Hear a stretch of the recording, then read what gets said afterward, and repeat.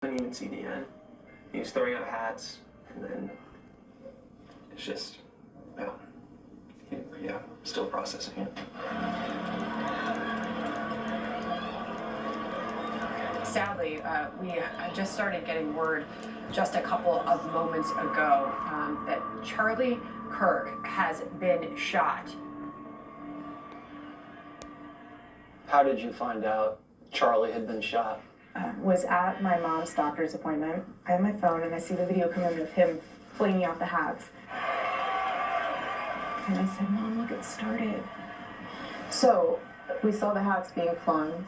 I put my phone down and it was on silent, so I had no reason to look back at it. I moved my mom, I went back to grab my phone, and that's when Mikey started calling me. Called me within seconds. I called Erica. I just remember it rang like 3 or 4 times.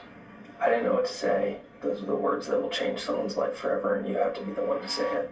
That was the first time I've ever called her during a campus tour stop. And so Mikey called me, and I'll never forget him just being like, Charlie's been shot. He's been shot, get the kids. Get security, get the kids, he's been shot. I sprinted out of her treatment center, just collapsed in the middle of the parking lot. Called her security. Yeah. Unbelievable nightmare.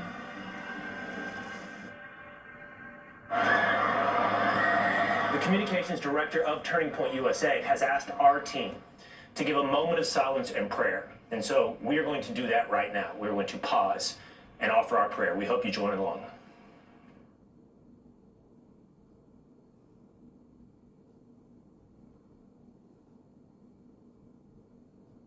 However, and to whomever you pray, I hope in this moment that you can pray for Charlie Kirk.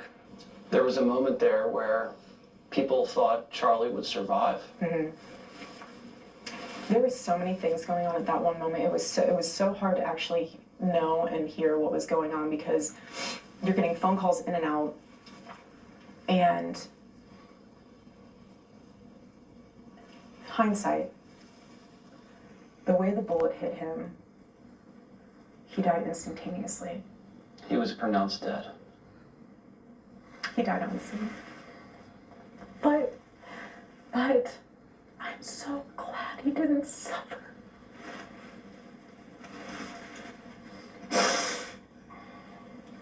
Excuse me.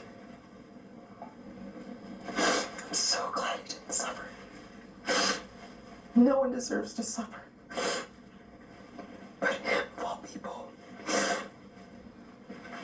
So he literally blinked and probably thought he was raptured and looked around and was like, where's everybody else? He blinked and he was with the Lord. And you wanted to see Charlie immediately and came up. Take us through that. We landed in Utah, went straight to the hospital. When you walked in, everyone was just, it was a scene from just a horror movie. Everyone is so rattled to the core. Officers, law enforcement, hospital workers, our team, everyone is just shaken. And we get into the room. One of the law enforcement guys comes in. It's very sweet, but what do you say to someone whose husband just was assassinated so publicly? I said, I've been doing this for 30-some years. He said, I will never tell you that you cannot see your husband. He said, but I, in my professional opinion, think that you should wait to see him once he's at the mortuary. Because I don't think you want to see him like this. The room got quiet because half the room knew it's probably a good idea. And the other half of the room was like, there is no way she's listening to you right now. And I responded back to him and I said, with all due respect, sir, I said, I want to see what they did to my husband. And I want to give him a kiss because I didn't get to give him a kiss this morning. Jesus. And I said the same thing to the doctor.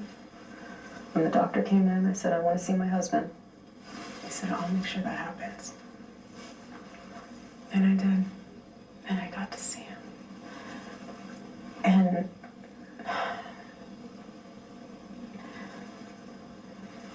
we walked into that room. He still looks so alive, because he just, and I'm just so glad I saw him, because you know this when you see someone pass at the mortuary. They never look the same when they're at the mortuary. They have this awful makeup and they're cold, and he was still warm and his eyes were slightly open. You know, it was so powerful, Jesse. He had this smirk on his face. It was so sweet. He had this smirk on his face where it meant three things to me. First, that he died doing what he loved.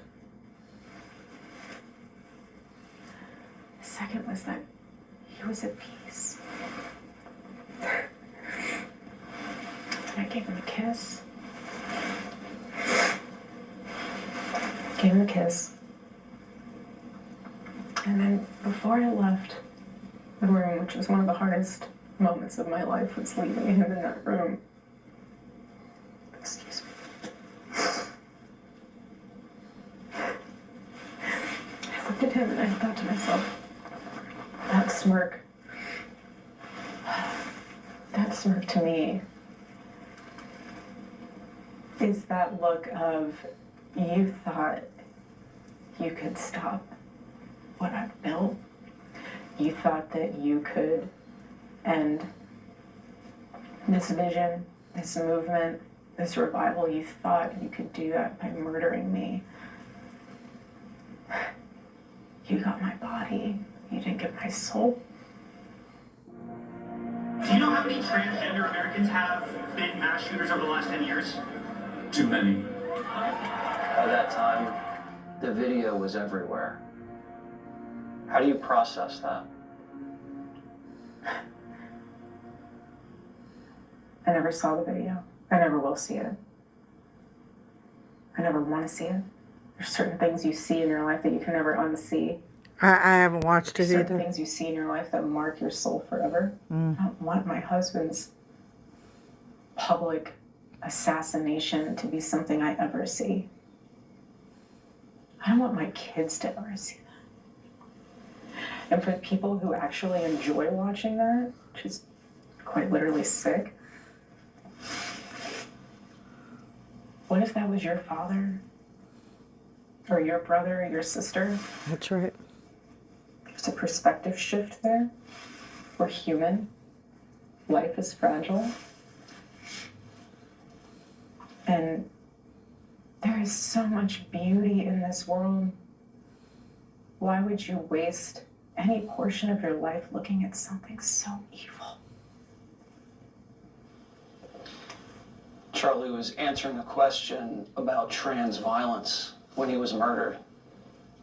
Do you think that was a coincidence? I don't believe in coincidences.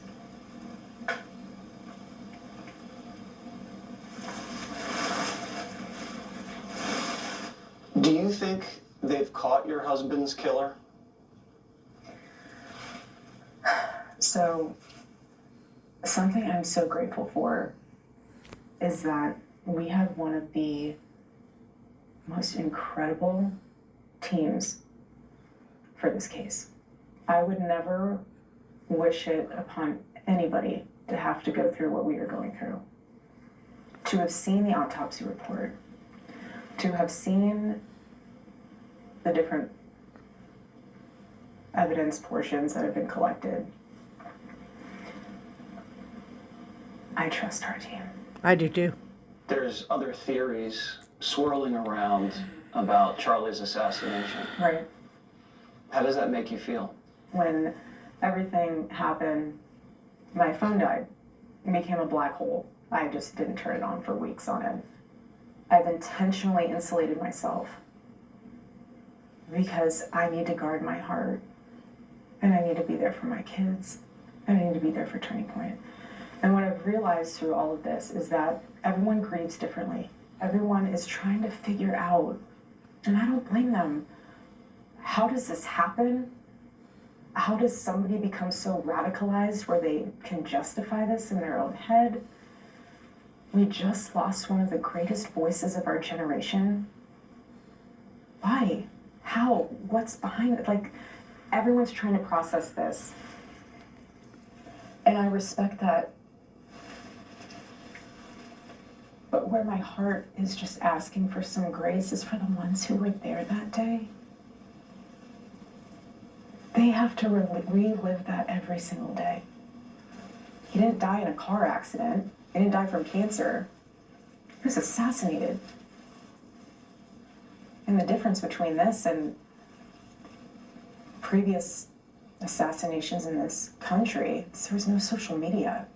There was no AI. I can't tell you how many fake images are out there of all of this.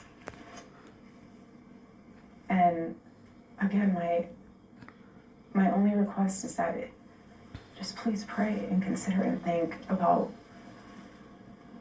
whatever you put online, because it's going to impact his kids in the future. I don't want my kids to go on the internet one day when they're older and see things that it's just, we're all trying to process this in their own way, and I appreciate that. But just some grace would be nice.